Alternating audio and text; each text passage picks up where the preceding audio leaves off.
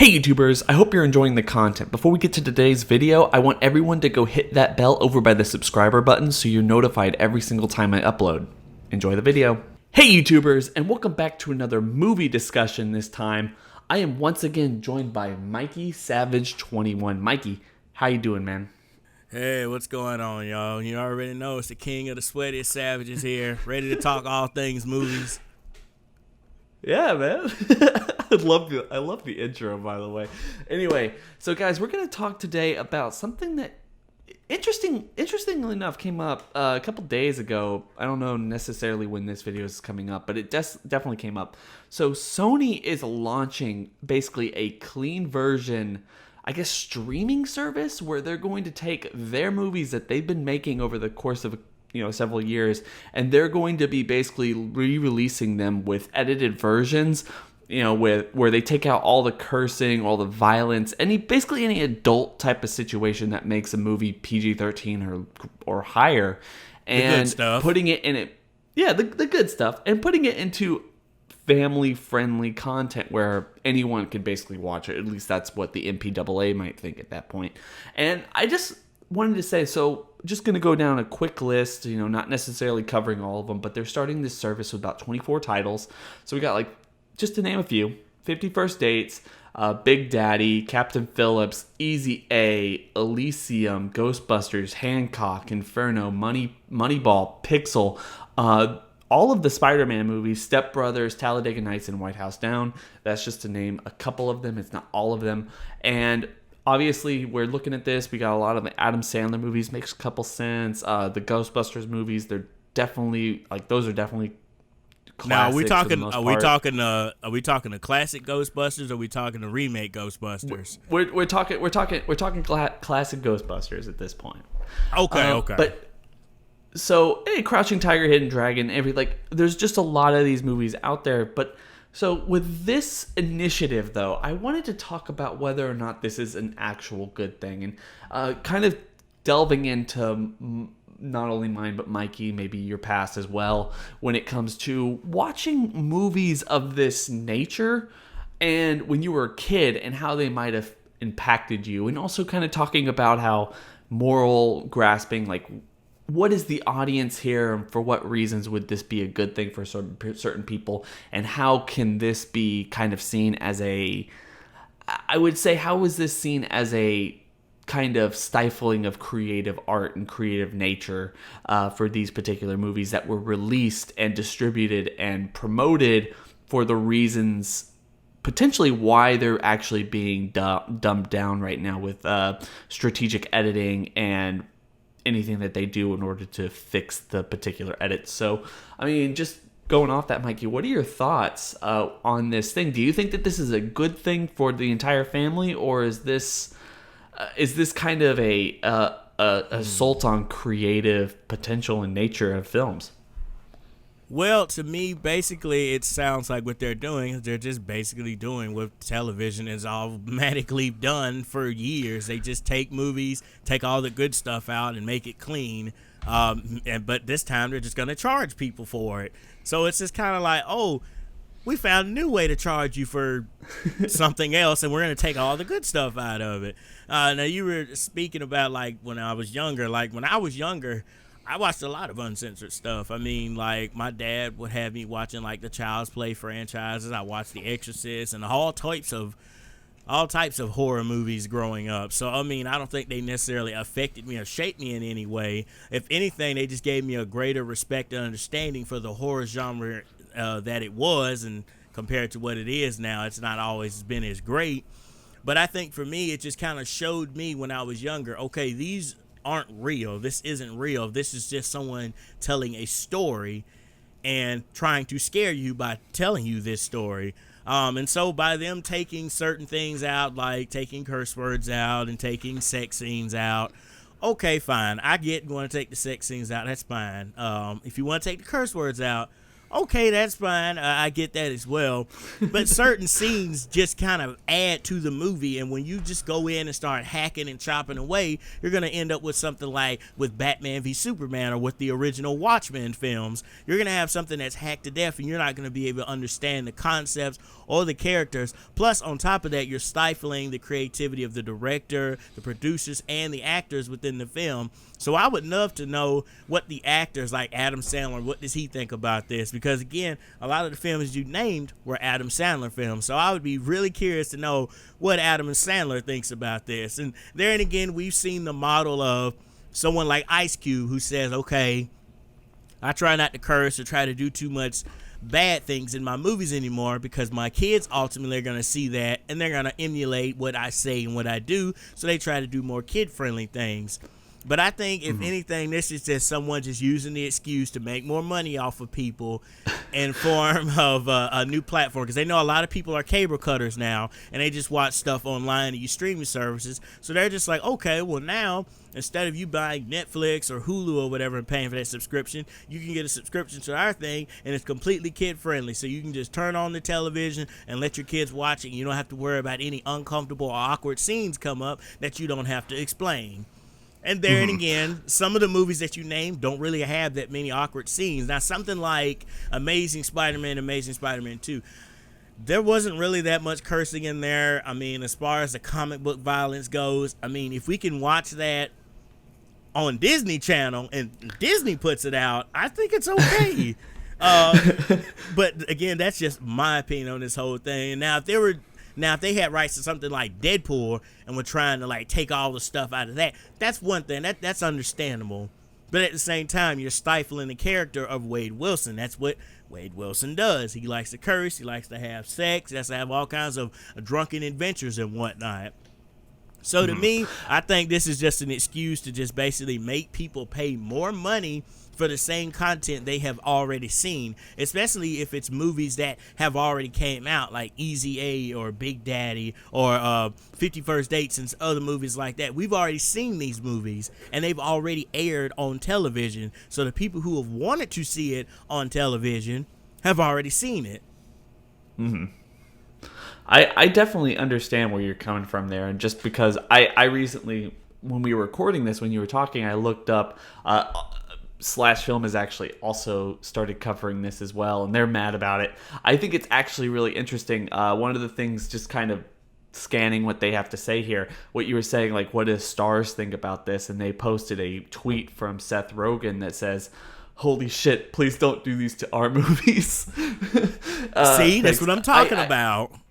That's what I'm talking about. These celebrities do not want their work bastardized. I mean, we all, as anime fans, we often argue like what 4Kids does to the dubs of certain anime shows when they take out all the good stuff that we want to see, and it's okay for Japanese boys to watch it, but apparently for us Americans, they act like they have to take everything out because we're stupid and we're not going to be able to comprehend it. I mean, if a 5-year-old knows how to use an iPad better than someone who's in like their 40s, 50s and up, then I'm sure that 5-year-old might be able to understand this is a movie.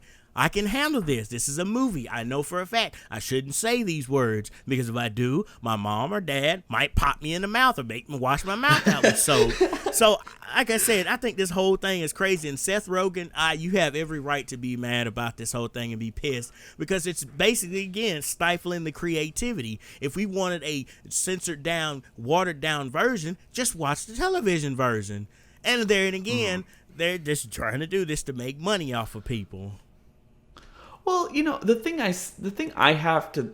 one thing I think about all of this when it comes to Sony's mentality here, and I agree with you, it's one of these things where they go, well, we want to actually double sell a movie or double sell some situation where they can actually keep pushing material and situations and movies on us that we've already seen, but they want to broaden the audience. That's their initiative here. They want to broaden the audience.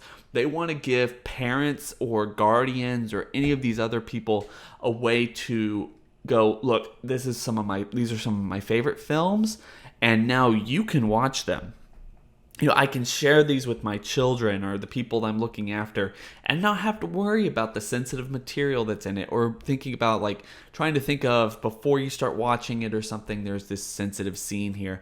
And look, I grew up with this all the time, and I did that happened to me as well. Like, we watched R-rated movies as a kid. My parents were just they wanted entertainment, but they didn't want to see our entertainment after a while, so they let us watch these movies, and I mimicked and I said words I shouldn't have, and I got popped in the mouth. Oh, same here. Got soap in the mouth and everything.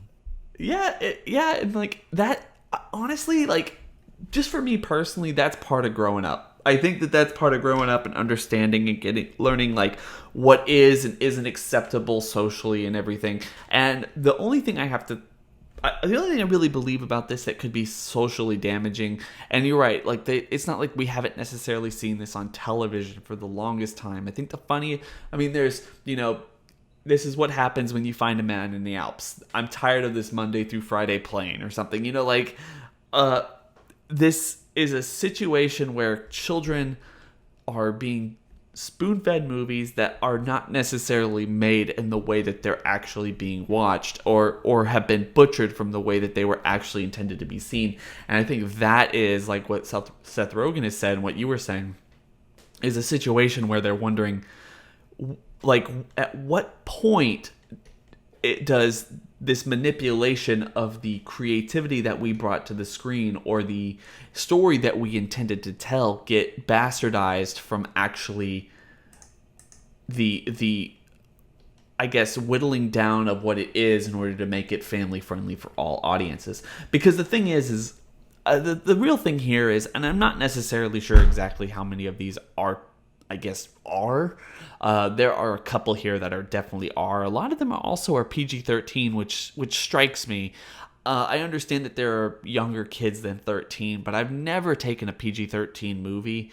Maybe it's just my mentality, my like the way I was raised on films, to understand that PG-13 movies were never bad. Were never like, you can't see that PG-13 movie. It was always R-rated movies or up or something. You can't watch the XXX movies.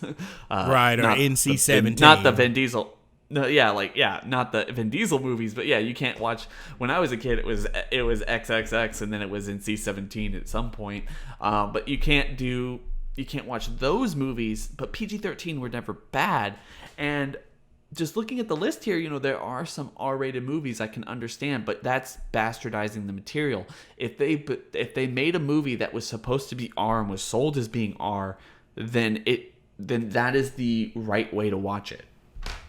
And I honestly think in the way we are as a society, if they want to have that model, that's fine. But why don't you just make new movies then that are more for kids and for families, instead of trying to take old ones? Because there and again, parents are not going to want to sit there and watch a movie that they've enjoyed and have watched multiple times, but watch the clean, censored version of that.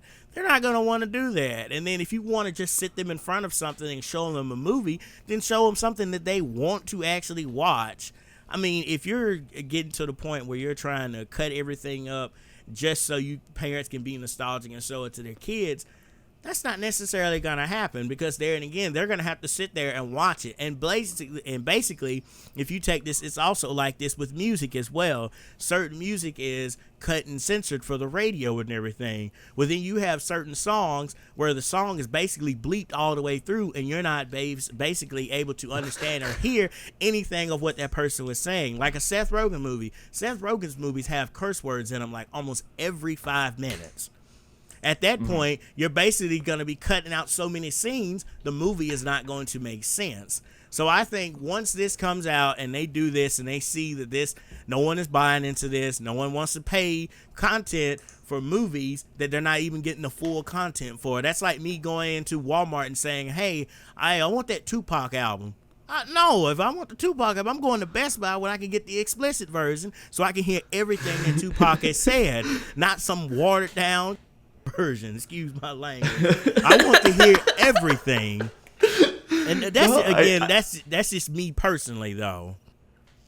No, I understand what you're talking about. In fact, I hadn't actually thought about that, but it's actually an adequate example, or at least a comparison for the most part. When it comes to listening to clean versions on the radio, there are songs that just are not the same, that have so many so many lines bleeped out or blurred out that it's not even the same song. I don't remember the song title, but you don't really know.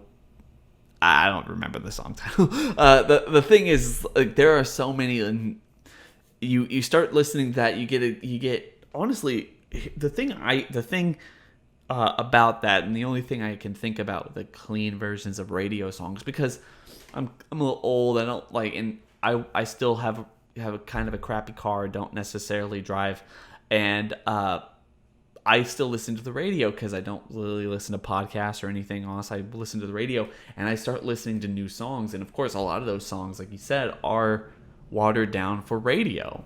And what's really strange to me, and has always been strange to me, is that I get used to the version that I know, and then when I actually see the way, or listen to the way that it was actually supposed to be enjoyed, it's so jarring, because it's not what I imagine that they say, or I don't know what they say, especially the ones where they change it pretty easily, where they can change words and phrases pretty easily into something else, and it's not glaringly obvious. Then when I listen to the uncensored version, I get put off, and I don't necessarily know how I feel about the song anymore. And I feel like that could potentially be one of the downfalls of something like this, is, if you make these movies, I guess, kid friendly for the most part, and these kids basically grow up with these particular films the way that they see them, then they're going to grow up and watch the uncensored version, and then what are they going to think?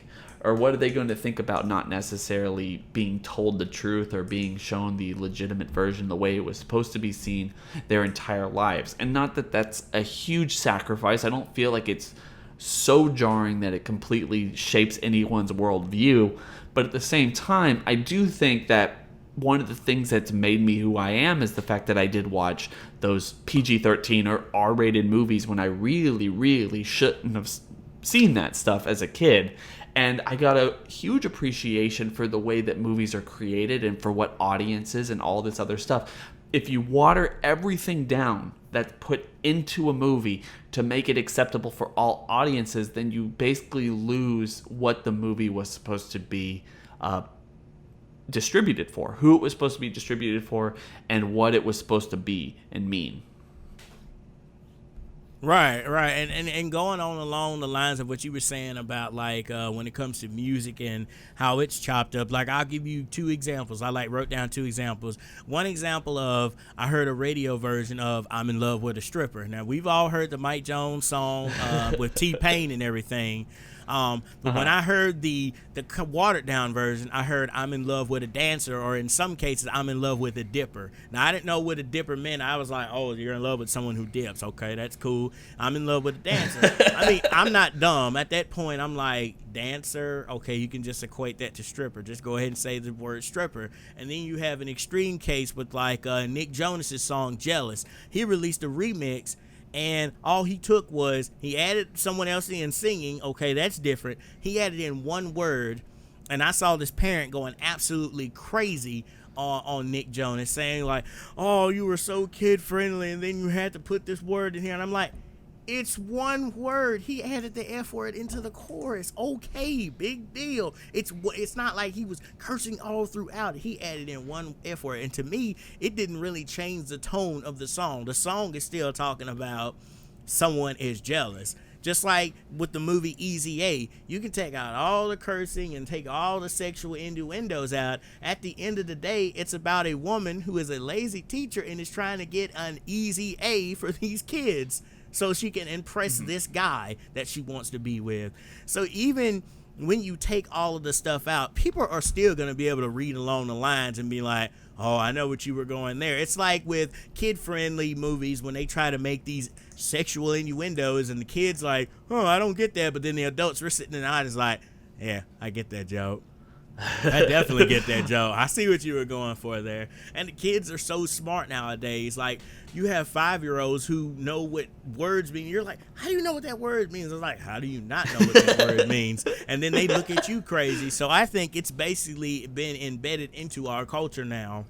It's a lot different than when we were younger, and it was so, no, you can't say that, it's taboo. Now, no, it's up in the air. Like sex at one point, you couldn't even say the sex at all. It was censored from television, from songs, all of that. Now, you can hear sex all you want to, because one, they came up with the motto that sex sells, and two, it's just part of our culture now. We're more understanding and more accepting of certain things. So I feel like it's just them trying to just make money off of old films that some people don't even care for or don't even watch anymore. Like, I can't tell you the last time I watched Easy A or the last time I watched Big Daddy or anything. Probably back when they first came out, because some of them weren't that great off that list. And then in the case of Ghostbusters, what was really bad in Ghostbusters? I don't even remember them saying it. I don't even remember any bad words.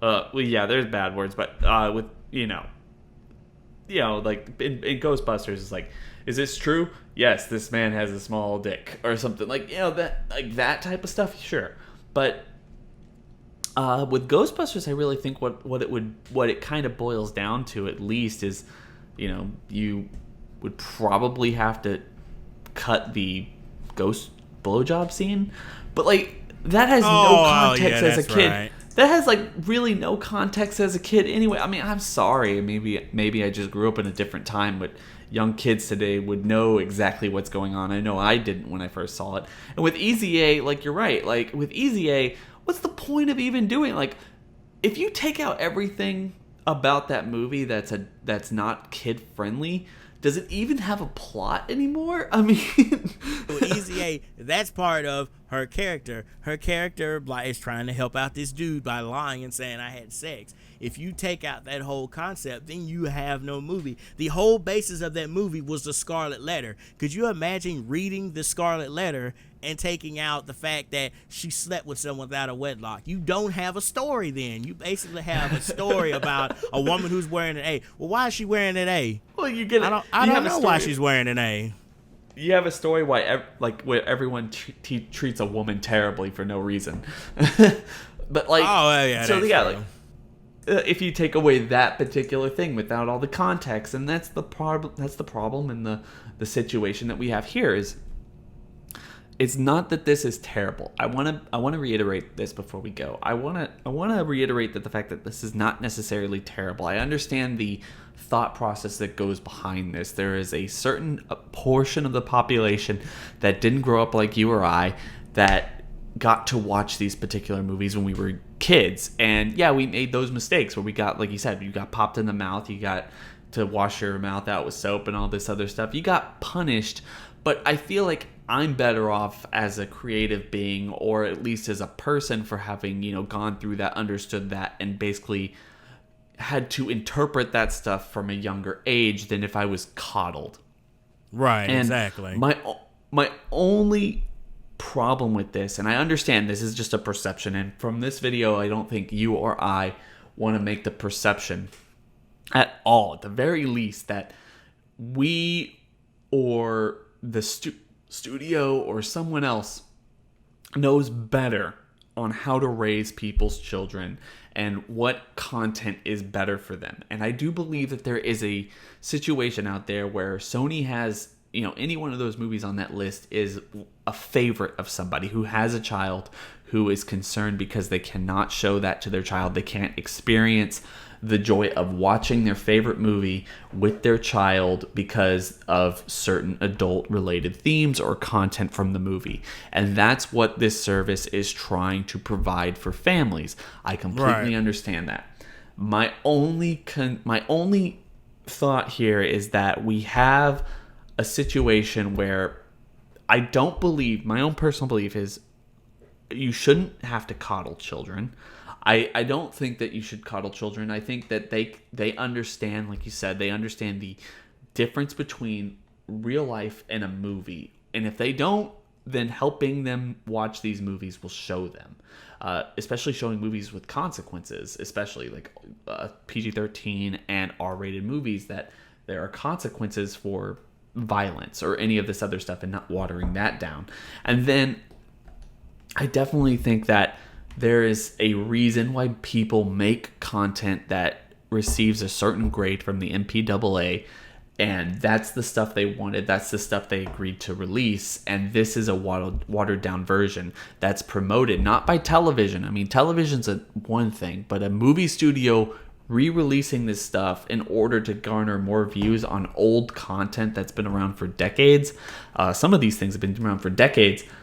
I agree with you. It's just, it's a little obnoxious in that sense, where just leave it as it is, and if they want to watch it, they can wait and they can get a little bit older.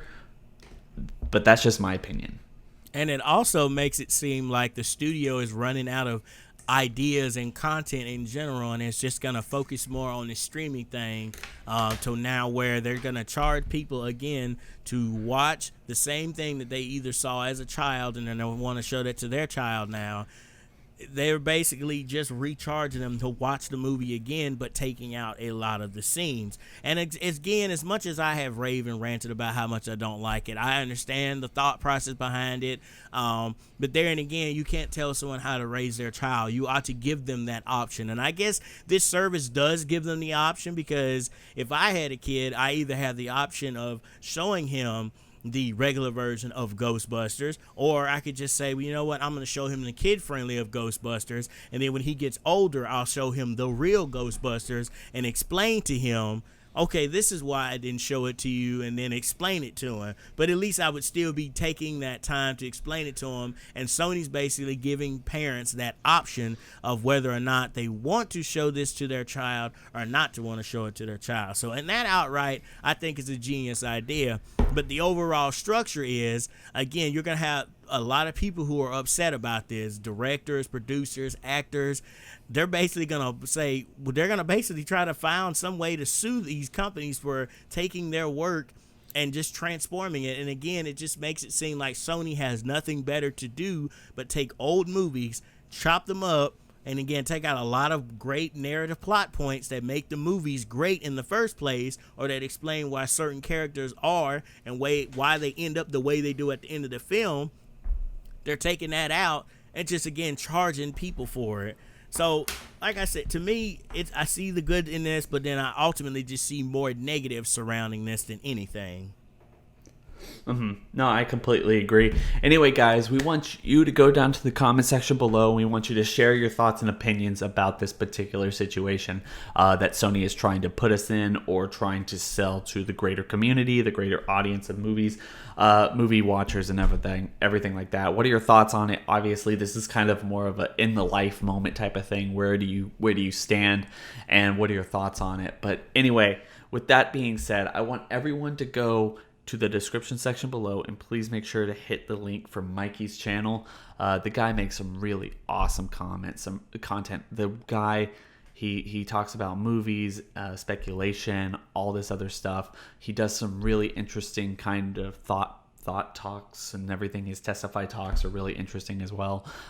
Yes, help me get to 1,000. Please help me get to 1K. I finally want to break 1,000. Please. Yeah, guys, go help him. Go help him, because he makes some awesome content, not necessarily Dragon Ball related, but he does cover it from time to time. If you like Dragon Ball content, if you like movie stuffs, like talks like this, he's going to give this stuff to you way more than I would.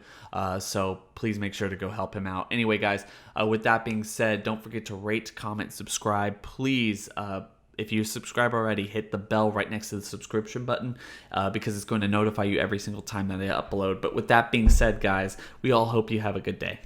Bye. Stay sweaty, y'all.